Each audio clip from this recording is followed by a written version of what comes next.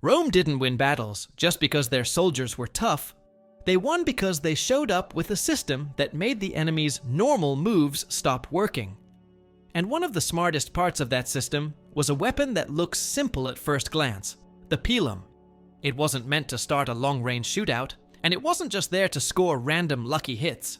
It was timed to land right before contact when a formation is at its most fragile. In a few seconds, it could turn shields into dead weight, break the front line's rhythm, and hand Roman soldiers the kind of close-range advantage that decides fights fast. Number 1. What the Pilum actually was. The Pilum wasn't just a spear you throw. It was a purpose-built heavy javelin made for one job: mess up the enemy right before close combat. A typical Pilum had two main sections: a wooden shaft you could grip and throw, and a long iron shank ending in a small, hard tip. That iron section matters more than people think. In a lot of ancient armies, throwing weapons were short, mostly wood darts meant to sting, scare, or maybe get a lucky hit. The Roman Pilum was built like it expected to slam into something solid, like a shield face, a helmet rim, or armor plates, and still keep driving. Weight is part of the story too. Many Pila were heavy enough that if they struck and stuck, they became a problem you had to solve immediately, not later. And Romans didn't treat it like a side tool. A legionary wasn't sometimes a thrower. He was trained to throw, and the Pilum was baked into the way Roman units opened a fight. You also hear about different versions, lighter and heavier types, and changes over time depending on the era and the workshop. But the core idea stays consistent across the Republic and Empire. A rugged javelin designed to hit hard, stick deep, and create chaos in the exact moment that matters most, the few seconds before sword range. When people call it a cheat code, they're reacting to that timing. It wasn't a weapon you used to slowly win a missile duel. It was a weapon that tilted the next phase of combat in Rome's favor. And once you look at the Pilum as part of a system, Pilum first, then shield pressure, then short sword, you start seeing why it had such a strong reputation. That system mindset is where the unfair feeling comes from, because the enemy isn't dealing with one threat at a time. They're dealing with a chain of problems that arrive back to back. Number 2, why the design hits so hard. The Pilum's shape looks simple until you think about what it's doing during impact. The long iron shank isn't just there to hold a point. It helps the weapon stay straight as it punches in, and it puts the tough part of the weapon where it counts. A short point on a mostly wood dart can snap, glance off, or get stopped early. A long iron section keeps the business end working even after the first contact. Also, the Pilum's tip is relatively small compared to a broad spearhead. That's not an accident. A narrow point concentrates force into a smaller area, which makes it better at getting through layers: wood planks, leather coverings, metal fittings, even gaps in armor. It's the same basic reason a nail goes into wood more easily than a spoon. Another factor is how Romans threw it. This wasn't a casual lob. Legionaries trained to throw with their body behind it, often stepping in as the line advanced. That adds real momentum. And because Pila were meant to be thrown from fairly close range, close enough to be accurate, far enough to be safe, you get a sweet spot where the weapon arrives fast and heavy. You'll sometimes see ranges thrown around in modern talk, but the practical point is simple. It was used at the fight is about to start distance, not at the tiny dots on the horizon distance. That means more hits land, and more hits land with serious force. Now add the battlefield context. You're not facing one Pilum. You're facing a wave of them, coming in right as you're bracing for impact. Even if only a fraction strike cleanly, that's still enough to change how the front ranks function. A shield line is only strong when everyone can hold it properly and keep formation. A heavy object stuck into your gear doesn't just hurt. It makes you clumsy. It pulls your arm down, twists your stance, blocks your view, and breaks the rhythm of the line. That's where the Pilum starts acting less like a thrown weapon and more like a formation disruptor. And once disruption starts, Roman infantry tactics get a lot easier, because Roman infantry was built to exploit gaps fast. Number 3, the shield problem. Turning protection into a liability. One of the most famous Pilum effects is what it does to shields, and it's not just a dramatic story people repeat for fun. It makes sense mechanically. Many enemies of Rome relied heavily on big shields, sometimes wide oval shields, sometimes round ones, sometimes layers of wood with leather and a metal boss. Those shields worked well against arrows and lighter darts because the force spread out or got caught. A Pilum is different because it's heavy, narrow, and built to stick. If it hits a shield face and bites in, the shield doesn't simply block it. The shield now has extra weight on the front, often off-center, dragging the rim down and twisting the grip. Even a strong fighter suddenly has to wrestle their own gear. And this is where the cheat code vibe really kicks in. The Roman didn't need that throw to score a clean kill to get value. A Pilum that forces someone to drop a shield, turn sideways, or lift the shield awkwardly is already doing the job. It's creating openings for the next thing coming. Roman shields pushing forward and short swords working at close distance. There's also a second layer to the shield problem. What happens when multiple pila hit? One stuck Pilum is annoying. 2 or 3 in the same shield is a crisis.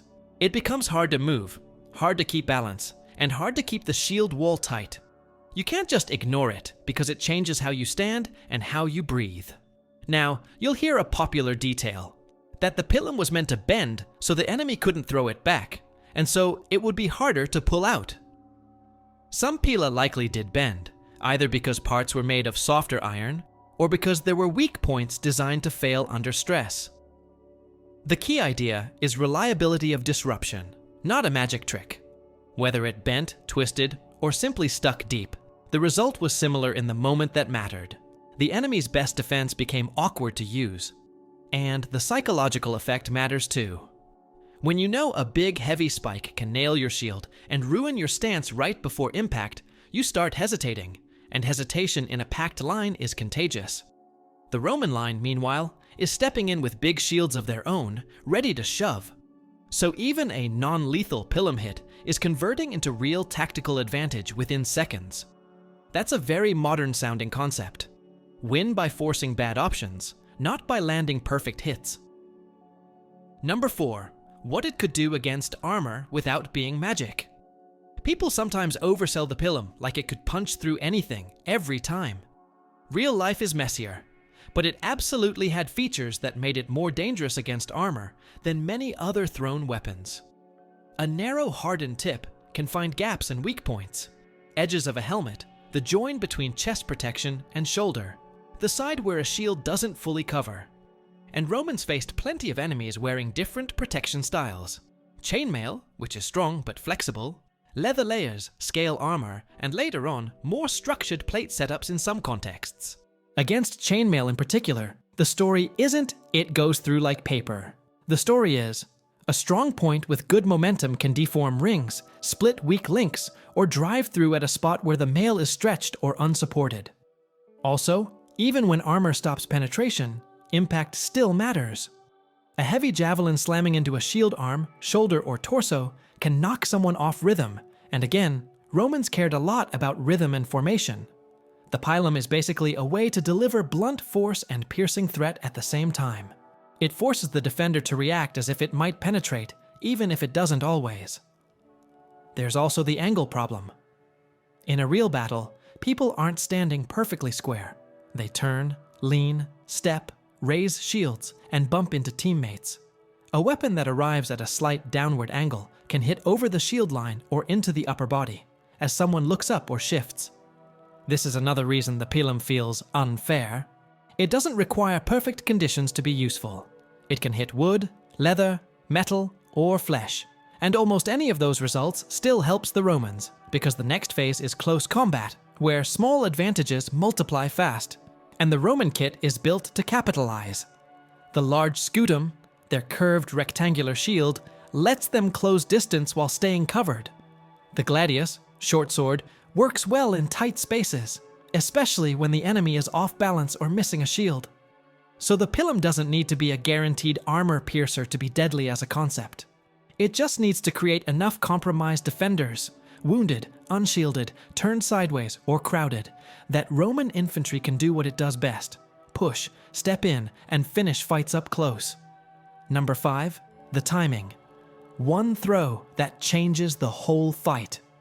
The Pilum isn't a skirmish all-day weapon. It's a setup weapon.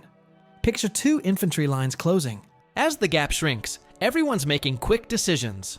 Hold formation, raise shields, maybe speed up, maybe slow down. The Roman approach often tries to keep order until the last moment, then deliver a sudden shock. The Pilum is part of that shock. When pila fly, the enemy front rank has a split-second problem. Keep the shield wall stable while objects slam into it, and keep moving forward.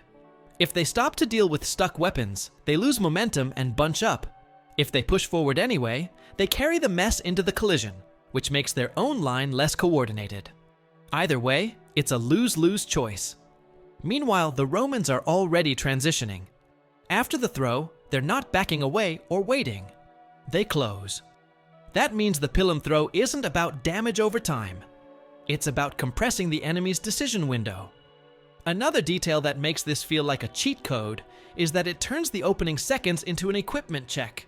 You can be brave, skilled, and experienced, but if your shield gets pinned and dragged down, you're suddenly fighting the gear instead of the enemy. In close combat, that's brutal. And this is why you'll often see accounts or reconstructions emphasizing pila being thrown in volleys rather than random single throws. A mass throw creates a wave effect. Even fighters who aren't hit directly react to the ones who are. Lines ripple, people dodge, someone stumbles, gaps appear. Once gaps appear, Roman infantry can drive wedges with shields and short swords. Also, a Pilum throw can reduce the enemy's confidence in holding a straight advance. Some armies try to rush through missile fire to get to hand faster. Pila punish that plan because the missiles are arriving so late in the approach that you don't have time to reset. If you get hit far away, you can reorganize. If you get hit right before contact, you're stuck dealing with it while someone is already in your face. That's the whole trick. It's not, the Pilum is unbeatable. It's, the Pilum is perfectly placed in the sequence. And Rome was very good at sequences, drill, timing, and repeating the same effective pattern until it breaks the other side. Number 6, built for legionaries, not specialists. A lot of ancient armies separated roles more sharply. Dedicated skirmishers throw missiles, heavy infantry holds the line, cavalry does cavalry things. Rome did have skirmishers and cavalry, but one of the sneaky strengths of the Pilum is that it gives heavy infantry a serious ranged punch without turning them into light troops. The legionary doesn't need to carry a bow, train like an archer, or stand back. He carries a Pilum as part of his standard fighting package.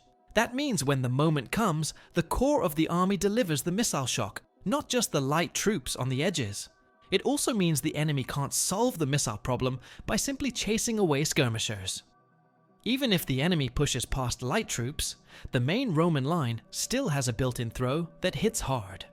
Another point, a Pilum isn't a complicated weapon to use compared to bows or slings, which take long practice to master. Yes, accuracy improves with training, and Romans trained a lot, but the baseline skill requirement is lower than mastering archery under stress. That makes it easier to standardize across thousands of soldiers. So the cheat code idea has a logistical side too. It scales. It's not a rare trick used by a handful of elite troops. It's a repeatable action for an entire legion. That's a big deal, because ancient warfare often comes down to who can keep doing effective things consistently as fatigue, fear, and confusion build. The Roman system, at its best, is built for consistent execution. March, build camp, deploy, throw, close, push. The Pilum fits that mindset. Even in messy terrain or uneven fights, the Pilum remains useful because it doesn't depend on perfect lines of sight like archery does. You don't need a clear arc over hundreds of meters. You need a short window and a visible target area, front ranks, shields, the mass of bodies. And Roman commanders liked tools that worked reliably under average conditions. That's part of why the Pilum became so iconic. It's not just that it's clever, it's that it matches the Roman preference for simple actions with big payoff. Number 7, variations, tweaks, and the bending debate. The Pilum wasn't frozen in one design forever. Different eras, different workshops, and different battlefield needs produced variation. You'll see references to heavy and light pila, and archaeological finds show differences in shank length, socket shape, and how the iron connects to the wood. Some designs use rivets. Some may have used a wooden peg or a weaker join that could fail under stress. This is where the famous "it bends" story lives. The popular version is clean. The iron shank is soft enough to bend on impact, making the pilum useless to throw back and harder to remove. Realistically, it's probably not one single universal rule. Some pila could bend, some might snap at the join, some might stay fairly straight depending on materials and what they hit. Iron quality varies. Targets vary. Impact angles vary. The smarter way to think about it is, Romans wanted the pilum to be a one-way problem for the enemy. If it sticks in a shield, the enemy shouldn't be able to casually yank it out and keep fighting in perfect order. Whether that one-way effect comes from bending, from deep penetration, from awkward leverage, or from a damaged shield is less important than the tactical result. It's also worth noting that Rome didn't need every pilum to behave identically to get the advantage. If a chunk of them bend or hook, that's enough to create a noticeable disruption across the enemy front. Meanwhile, the Romans aren't planning to rely on retrieving pila in the first seconds of combat anyway. Their main plan after the throw is to close with shield and sword. So even if some pila remain usable, that doesn't automatically help the enemy, because the enemy has no time or space to pick up thrown weapons and start returning fire, like it's a calm exchange. They're being rushed. Another tweak over time is how the pilum fits into a broader set of Roman throwing weapons. Later on, you see more use of lighter darts in some units, and different auxiliary troops bring different missile styles. But the pilum stays special because it's tied to the identity of the heavy infantry legionary and the moment of contact. It's not about volume like arrows. It's about the quality of disruption at the exact second when disruption is most valuable. Number 8. Why it felt like a cheat code to Rome's enemies. Put all the pieces together, and the pilum starts looking less like a cool javelin and more like a trap. The enemy wants to arrive at contact with shields up, formation tight, and confidence high. The Romans make that hard by throwing heavy weapons late, from close enough range to hit often, with enough force and a narrow enough point to stick and cause immediate gear problems. Even when the pilum doesn't injure, it can still steal your shield arm, block your view, twist your stance, or force you to drop protection. Then the Romans immediately exploit that with a style of close combat that's built around pressure, not fancy footwork. Big shield forward, short sword working in tight spaces, teammates packed close enough to support each other. So the pilum's real power is how it connects phases. It turns approach into disorder, and it turns disorder into openings, and it turns openings into fast wins at close range. That chain is what feels unfair, because it's not one single strength you can counter with one simple fix. If you try to raise shields higher to catch pila, you expose legs and lower body. If you keep shields low and tight, you risk taking impacts that pin the shield. If you rush faster to minimize throwing time, you run straight into the worst timing for the volley. If you slow down to brace for the throw, you give the Romans more time to keep order and choose their moment. If you spread out to reduce the effect of volleys, you lose the packed strength of your own line and make it easier for Roman infantry to push through gaps. Counters exist.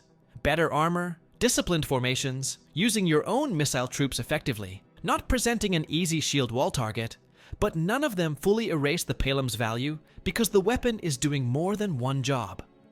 It hits, it sticks, it disrupts, it forces choices, and it syncs perfectly with what comes next. That's why, in the story of Roman battles, the pilum keeps showing up as this small detail that has oversized impact. It's a weapon that doesn't need perfect luck to matter, and on real battlefields, that's about as close to a cheat code as ancient warfare gets.